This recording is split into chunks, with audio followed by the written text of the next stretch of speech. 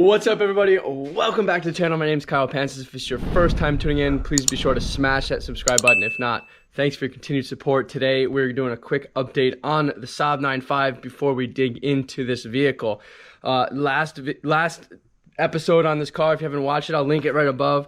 We got the delivery of the car, which I wasn't here for. So the next day I actually arrived back home and came over here and started up the car for the first time and did our walk around. So be sure to check that out.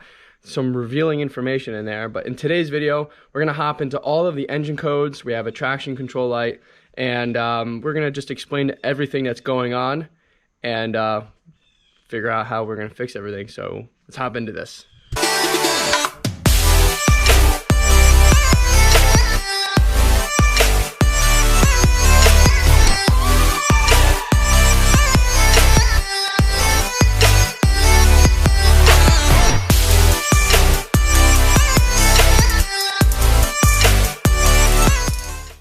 Just a quick update on the other cars here. Somebody decided to give this Saab a little love tap the other day. So we got a little dinger in the door. Hoping I can fix that because it's freaking annoying as hell. But anyways, back to the content of this video. So our tire is definitely not holding air, which is okay. But when we go to start the car here, right now, it's good because it's on cold. But you can see the turbo. See some of this stuff bouncing around. So far it's good. Service traction control, which is one of the codes. Alright, so the cold start is good. But eventually there's a rough idle once it warms up. And that's the first code, which was P1101, which has to do with the mass airflow sensor right here. So I'm gonna clear it and clean this up and hopefully see if that goes away. Might be just a little dirty. If not, this mass airflow sensor is not that big of a deal to replace.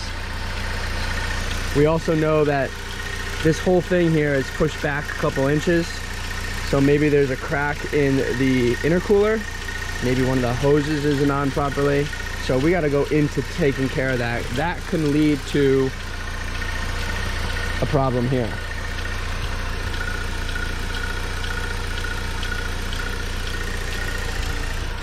The next code, which was, I'll tell you right now,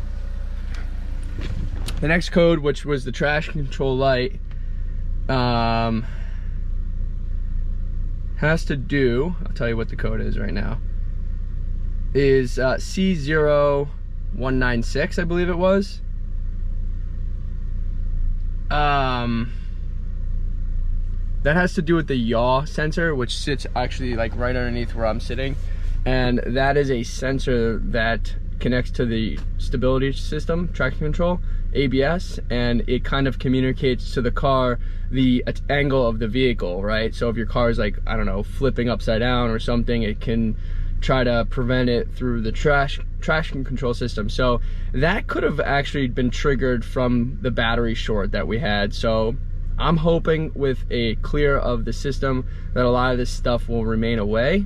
And then there was a bunch of other engine lights on, or excuse me, a bunch of engine codes, which all had to do with the battery short. So in total, the only two sensors that really came to light here was the mass airflow sensor, which could be connected to maybe, like I said, a hose or intercooler, and the traction control light, which is the yaw sensor, which again is not a big deal. I found a couple used ones on eBay and I can still buy one new for under 100 bucks. So again, not a big deal to replace if I need to, but in the interim, that is the update there. We definitely don't have air conditioning, which tells me that the AC condenser did get cracked from that damage, which tells me that there's potential other things in there that could be broken, like I was mentioning earlier. So that is the engine light and code that I came up with that was severe.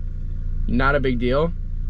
The next problem I will show you, which could be the determination of whether this car is a complete loss on my behalf, or if it's something that's easy to fix. Let me explain. This one's got me worried, guys. This one's got me really worried. So, we're in the car. I'm gonna clear everything because everything else is good. But if I go ahead and put this car into drive, I'm rolling backwards, which means the transmission's not engaging.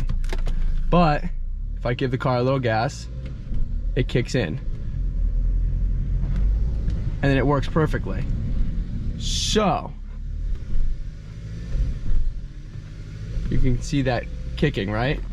So I'm hoping that this car has a low fluid level on the transmission because it leaked out, or the transmission's bad.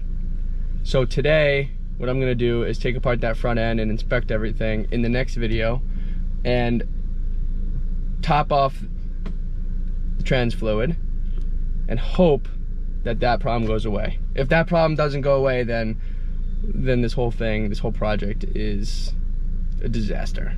So that's the update for you guys on the car and everything that I found that was more on the severe side. So careful when you buy these things off auction because you really don't know what you're getting into. So in the meantime, that's the update on this video. I know it didn't go into too much details, but I gave you the rough estimate of what was going on. And in the next video, stay tuned because we're gonna pull apart this front end and dive into all of these things and kind of get a closer look underneath the skin. So let's hop into that. I'll see you guys there. Thanks for watching. Please like, share, and subscribe. Follow me at Kyle Pancis. Comment below. Send me a message on Instagram if you guys have any suggestions with this transmission issue. I think that's the biggest concern that I have, and we'll go from there. Thanks for watching again.